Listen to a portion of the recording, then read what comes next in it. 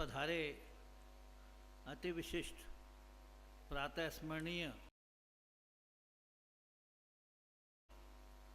जो महानुभाव उपस्थित हैं, उनका फिर से मैं नाम का स्मरण करूं और जितना न्यायपूर्ण परिचय उनका हो चुका है उससे कम न्यायपूर्ण दोबारा से परिचय कराऊं, इसकी कोई आवश्यकता नहीं है। मैं क्षमा प्रार्थना करते हुए आप सब जो मंच पर बैठे हैं और मंच के सामने बैठे हैं, सबका बहुत बहुत अभिनंदन करता हूं, बहुत बहुत स्वागत करता हूं। और जिस प्रेरणा से सामने के लोग बैठे रहे हैं, मैं मंच के लोगों से स्पष्ट करना चाहता हूं, उनका ढाढ़स 5 दिन से लगातार सुनना, समझना, ग्रहण करना, ये उनकी अद्वितीय क्षमता का प्रतीक है। हाँ, मैं ये ज़रूर कहना चाहूँगा कि निशंक जी ने बहुत ही अद्वितीय विचार, संकल्पना और उसका क्रियान्वयन ये जिस रूप में शुरू कर दिया है, वो मुझे अपने एक कार्यकर्ता के रूप में जोड़ सकते हैं। मैं उनकी 2 बेटियों से परिचय कर चुका हूँ। तीसरी बेटी मेरे ध्यान में आर्मी में हैं। अब इनके नाम भी बोलना ज़रूरी नहीं है, परंतु निशंक जी मेरी बात पर विश्वास कीजिए, ये देवभूमि है। मैंने कल भी कहा था कि यहाँ असत्य बोलने की अनुमति नहीं है। मैं ये 8वां परिवार ऐसा देख रहा हूँ जहाँ 3 बेटियाँ हैं और बिल्कुल अद्वितीय कार्य कर रही हैं। अब इस कारण मैं आपको विश तो नहीं कर सकता कि सबकी 3 बेटियाँ ही होनी चाहिए, 3 बेटियाँ भी हों और 3 बेटे भी हों, परंतु आपकी बेटियाँ किन्हीं बेटों से कम नहीं हैं और किसी को भी ईर्ष्या हो सकती है कि हमारी भी ऐसी बेटियाँ हों। विजय कुमार जी ने जो व्रत रखा, उससे भी सबको स्पष्ट हुआ कि 5 दिन का कार्यक्रम क्या रहा। मैं बहुत छोटे में अपनी बात स्पष्ट करूंगा। संतोष जी ने कहा, हमारे मुख्य वक्ता गजेंद्र जी ने कहा और स्वामी चिदानंद जी ने भी कहा कि नेगेटिव सोचना आज के समय के लिए इसकी अनुमति नहीं है। जितने बड़े कार्य इस देश में हो रहे हैं और जिस प्रकार से हमारा नेतृत्व हमारे यशस्वी प्रधानमंत्री कर रहे हैं, आज मुझे ऐसा लग रहा था कि उनका भाषण सुनने के बाद मेरी तो बोलती बंद हो गई है, उसके बाद क्या बोल सकता हूँ मैं। परंतु हमारे मंच के जितने भी हमारे वक्ता थे, उन्होंने हम सबको खूब प्रेरित किया है। मैं उसी बात को थोड़ा सा आगे बढ़ाऊँगा। बहुत छोटे में, जैसे प्रधानमंत्री जी का बार बार जिक्र हुआ, तो मेरा एक छोटा सा अनुभव मंच के लोगों के लिए और जो कल उपस्थित नहीं थे उनके लिए साझा कर रहा हूँ। 15 अगस्त 2020 को मुझे उनका फ़ोन आया और मैं आश्चर्यचकित हुआ, क्योंकि मुझे मिलने का समय मांगा गया था। तो उन्होंने बताओगे अपना विषय रखो भाई। मैंने कहा लंबा है, कैसे बात होगी। उन्होंने कहा आप रखो। और ये कौन सा दिन था, ज़रा स्मरण करिए। 15 अगस्त 2020, 1 घंटा 26 मिनट वो बोल चुके थे। और इसके बावजूद भी अगर एक मेरी पेंडिंग रिक्वेस्ट बची हुई थी तो उन्होंने समय निकाला और पूरे 13 मिनट मुझे सुना। मेरी बात सुनने के बाद मैंने उनसे कहा कि आपका क्या रिस्पॉन्स है। तो उन्होंने कहा नहीं, बोल के देने की ज़रूरत नहीं है, आपको पता लग जाएगा। विषय था सीधा सीधा भारतीय भाषाओं की हमारे जितने भी स्थापित कोर्सेज़ हैं, इंजीनियरिंग है, मेडिकल है, सीए है, जुडिशरी है, इन सब में इनको कैसे आगे बढ़ाया जाए। मेरे विचार में 1 महीने बाद, ये इससे कम में, उनके ऑफिस से फ़ोन आ गया और एक लिंक उन्होंने मुझे भेजा, जिसमें एक तो पहला था सहरसा बिहार का लिंक, दूसरा था नॉर्थ ईस्ट में गुवाहाटी का लिंक और तीसरा था बंगाल के कलकत्ता का लिंक। सीधा सीधा वाक्य था कि अब इस देश का दूर से दूर के गांव का गरीब से गरीब बच्चा डॉक्टर और इंजीनियर अपनी भाषा में बन सकेगा।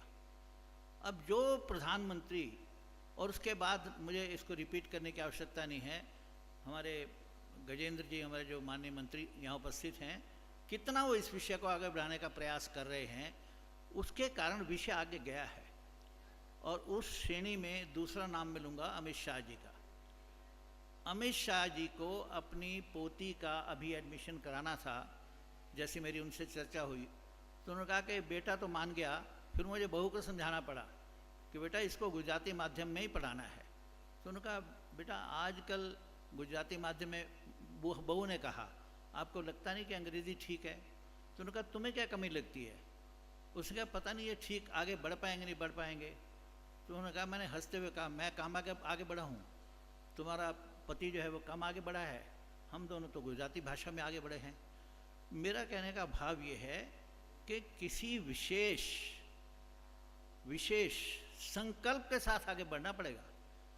ये हमारे जो प्रधानमंत्री हैं या गृह मंत्री हैं या हमारे आज भी जो मंत्री आए हुए हैं, संस्कृति मंत्री हैं, ये जो बोल रहे थे, एक सुनियोजित भाषण बोलना तो एक बात है, परंतु आप में से किसको नहीं लगा कि अपने मन की बात कह रहे थे?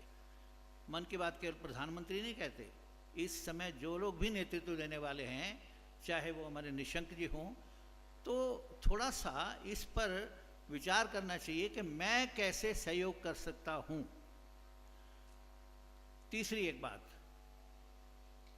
स्वयं AICTE गवर्नमेंट ऑफ इंडिया की मेडिकल की पूरी पुस्तकें लेकर के अमित शाह जी भोपाल गए और वहाँ उन्होंने मेडिकल की फर्स्ट ईयर की सारी पुस्तकों का विमोचन किया। अब ये क्या किसी गृह मंत्री का काम है? कितने काम है उनके पास? परंतु उन्होंने इस बात को आगे बढ़ाने के लिए जो भी संभव है वो कर भी रहे हैं और हो भी रहा है। अब मैं अगली बात आ रहा हूँ कि ये हो रहा है। मैं संतोष चौबे जी का आभारी हूँ कि उन्होंने इस विषय को एक अच्छा आयाम उसका दे दिया। इस समय की लेटेस्ट जानकारी जो मैंने परसों इकट्ठी की है अपने शिक्षा मंत्रालय से, तो 7,000 बच्चे हमारे देश में सरकारी विद्यालयों के, महाविद्यालयों के जो इंजीनियरिंग कॉलेज हैं वो भारतीय भाषाओं में पढ़ रहे हैं। ये कोई छोटी बात नहीं है। इसका दूसरा कंट्रास्ट ये है कि आज भी 75 साल तक अंग्रेजी का ढोल बजाने के बावजूद 90% लोग इस देश में ऐसे हैं जो ठीक अंग्रेजी लिख पढ़ नहीं सकते हैं, 90% से ज़्यादा। हमें इन सब को ऊर्जावान बनाना है। हमें इनको अपने पैरों पर खड़ा करना है। हमें इनके जीवन का स्तर ऊंचा उठाना है और उद्देश्य इनके जीवन का स्तर ऊंचा उठाना जितना है उतना ही इस देश को और गति से आगे बढ़ाना है।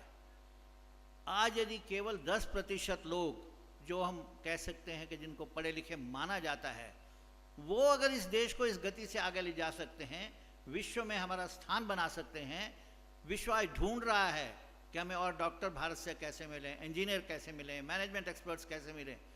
अगर ये सारी फौज, ये भी भारतीय भाषाओं के माध्यम से, जिसमें टेक्निकल वर्ड्स इंक्लूड किए गए हैं, हमारा अंग्रेजी से कोई विरोध नहीं है, तो मेरा आप लोगों से निवेदन ये है कि ये एक ज़मीनी स्तर पर विषय है जिसको अगर हम सब मिलकर एक ही अप्रोच के साथ, वो अप्रोच ये है कि हम राय बहादुरी छोड़ दें, हम स्वयं इसमें सहभागी बने। मेरा ये सुझाव ले लो, मेरा वो सुझाव ले लो, ये ऐसे हो जाएगा, सरकार को ये करना चाहिए, उसको वो करना चाहिए, इससे कुछ नहीं होगा। स्वयं हम अपना संकल्प धारण करके और इस विषय में आगे बढ़ें। और ये एक बहुत छोटा विषय है, बहुत बड़े बड़े विषय आज हमारे बीच में रखे गए। इन 5 दिनों में हमने बहुत कुछ सबने सीखा है। तो जो भी हम अपने अंदर ला करके, बहुत स्पष्ट कहा गया कि दूसरों की तरफ नहीं देखें, अपने अंदर देखें। और ख़ास तौर पे ये जो लेखक गांव है, इसके बारे में तो मैं ये कहूँगा हमारे भाई साहब से, निशंक जी से, कि ये अगले वर्ष का कार्यक्रम इतना बड़ा कार्यक्रम होना चाहिए। देश विश्व के हर सब कॉन्टिनेंट से चुने हुए लेखक यहाँ आने चाहिए और साल भर का समय पड़ा है और इनका जितना इनिशिएटिव है, जितना संपर्क है, भारत सरकार साथ खड़ी है। तो ये एक ऐसा अविस्मरणीय कार्यक्रम अगले वर्ष का होना चाहिए और ईश्वर हमें मौका दे कि हम इसमें सहभागी हो सकें। इतना कह के मैं अपनी बात पूरी करूँगा। धन्यवाद।